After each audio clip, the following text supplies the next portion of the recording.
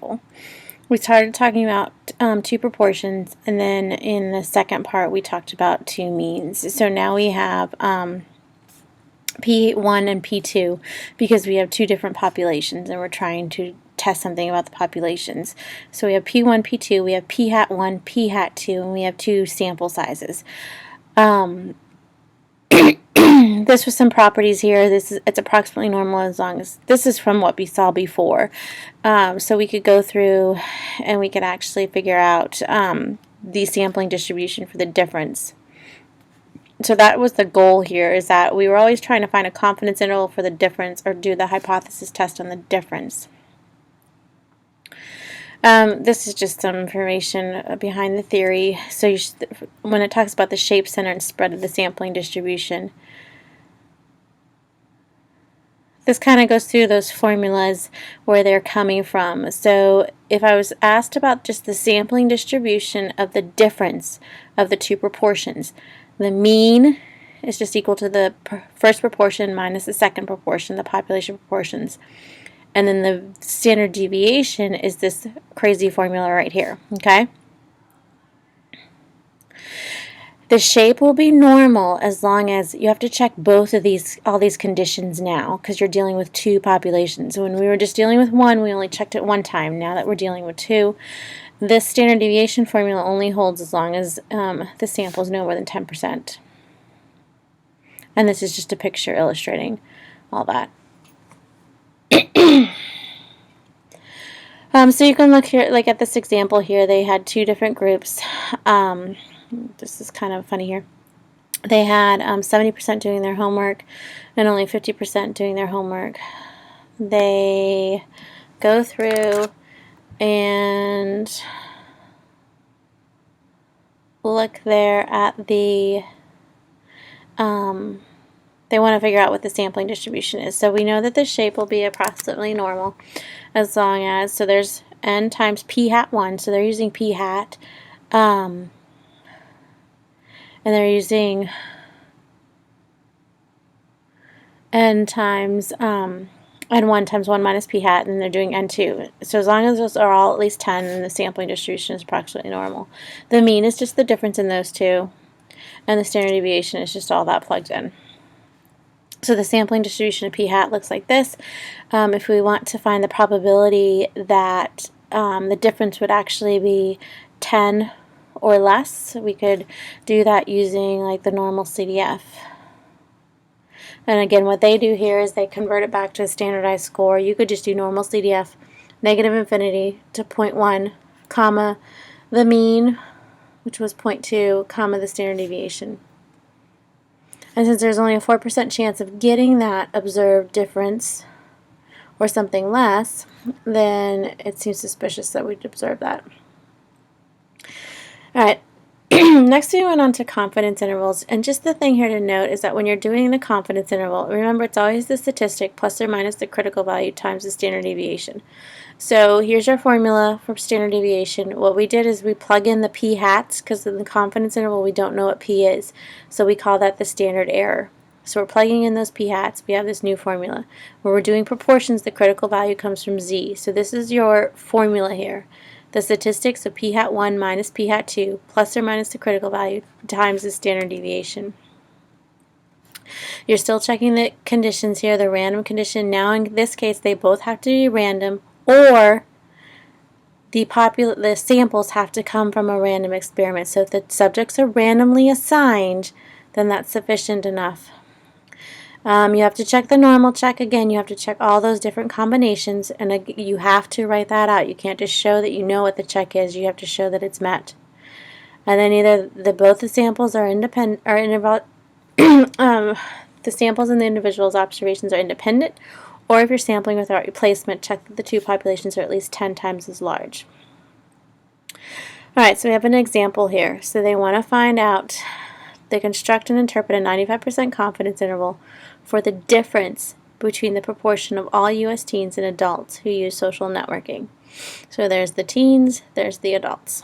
Alright, so they're going to start off by saying you want to estimate the difference at the 95% confidence level. Make sure if you're using like these subscripts of 1 and 2, you define what P1 is, like they did here, the proportion of teens, and P2 is the proportion of U.S. adults. If you are not going to use 1 and 2, if you just write out like teens as a subscript and write out adults as a subscript, that would be sufficient. You wouldn't necessarily need to define them for the confidence interval.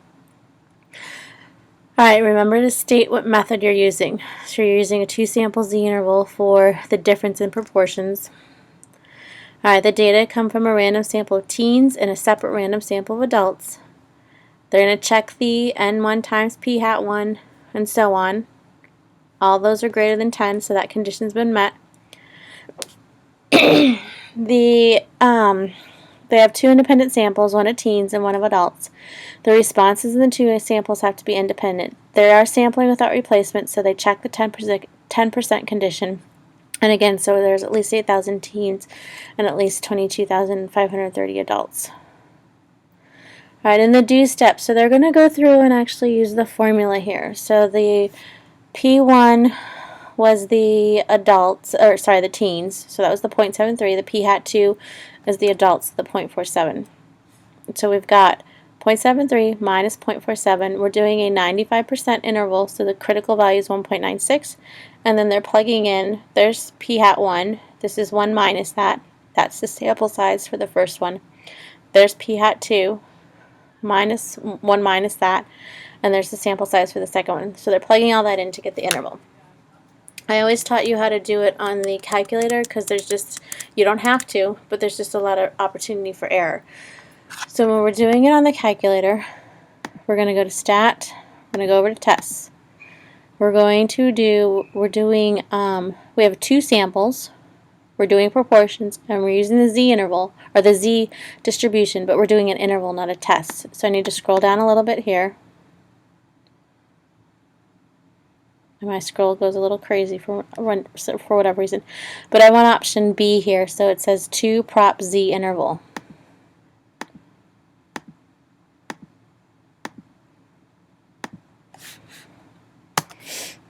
Alright, it's going to ask me for x and n. Now in this, so I'm going to keep the first one as the teens, and I'll do the second one as the adults. So I don't know what x is, but I know what p hat is. P hat is 0.73.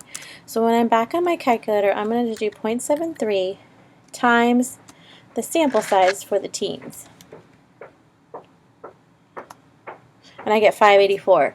Alright, fortunately this is a whole number. If it was not a whole number, you'll need to round it up, or you'll need to round to the nearest whole number. It doesn't have to be rounding up. If you leave that x as a decimal, it won't work because x is a discrete value, so it has to be a whole number. Alright, I'm going to do the same thing for the adult side, 0.47 times the sample size.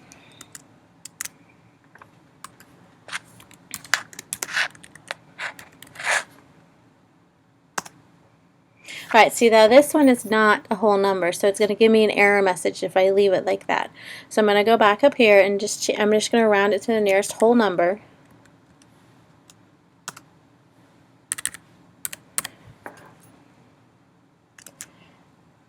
Let me make sure I've typed that in correctly, 2253.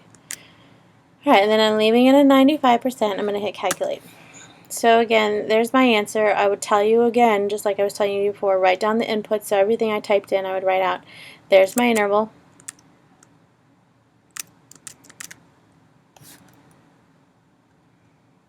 So it's not too different. If I round those to 3 decimal places, it's pretty much exactly the same as theirs.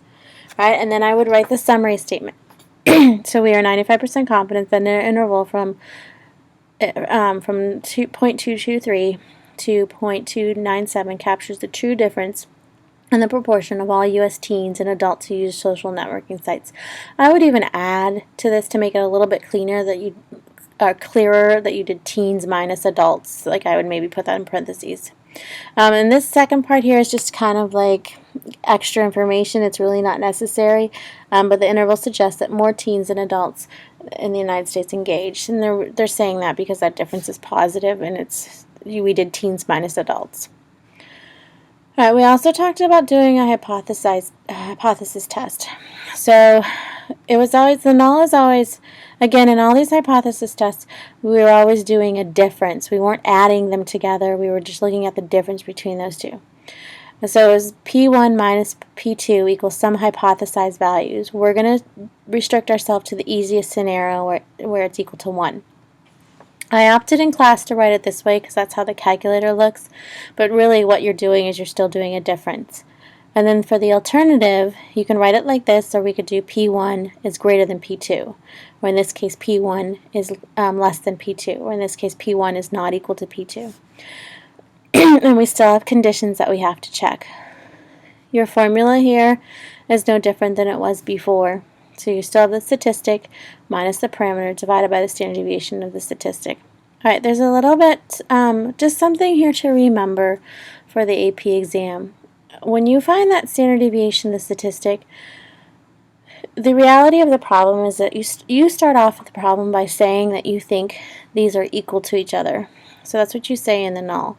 So since you think they're equal to each other, then you should be able to put the two proportions together to create one proportion. And we call that the pooled or combined sample proportion.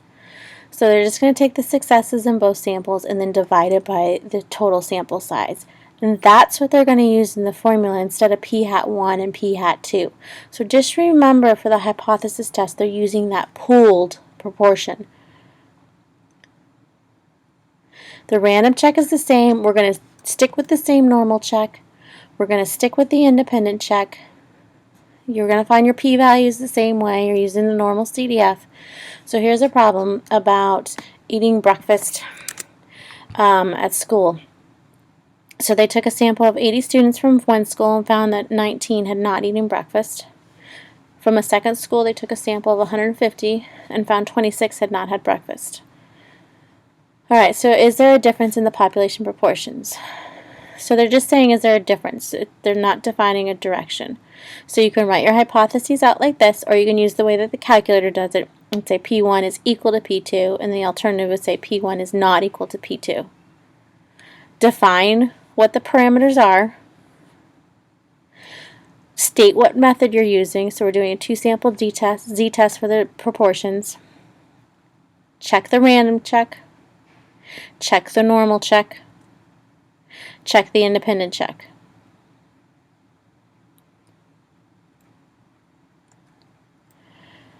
Alright, they're going to do this by hand. So in order to calculate that standard deviation in the denominator, you need to put together all the values to create that pooled proportion. So that's what you see there. So it's slightly different than the confidence interval there. There's the difference in the two p-hats. There's your answer for your test statistic. Then you can find your p-value using normal CDF. They're going to double it because it's a two-tailed test, so that's why that 2 is there. It's two-tailed because it's not equal to. Again, I would have showed you how to do this in the calculator. So we would have gone stat, test, and I would have done the 2 prop z test. Alright, so this one here, then we had 80, then we had 26, and we had 150. I'm going to pick this first one right here, the not equal to one, because that is what the alternative said. I'm going to hit calculate. So there's my test statistic. So when I round, I'm at the same as they are. My p-value is slightly different. It's just a little bit more accurate actually because I'm using the actual value. Again, I would tell you to write it down, all the inputs, so everything I just typed in on that last screen. Excuse me. And then I would I'd write out the z and I'd write out the p-value so that everything was there for them to see. And then we would make our conclusion the same way. So since the p-value is greater than the chosen significance level, we fail to reject. In this problem, yeah, they gave you a significance level. If they don't give you a significance level, you're free to pick one and just state it early on in your hypotheses that you picked one. So they fail to reject, and then that last statement is still in terms of the alternative. So there's not sufficient evidence to conclude that the proportions of students at the two schools who didn't eat breakfast are different. Alright, here's another example that they're going to go through. I'm just going to let you guys read this, so I'm just going to pause it. Or you can pause it as you're going through if you want to read it.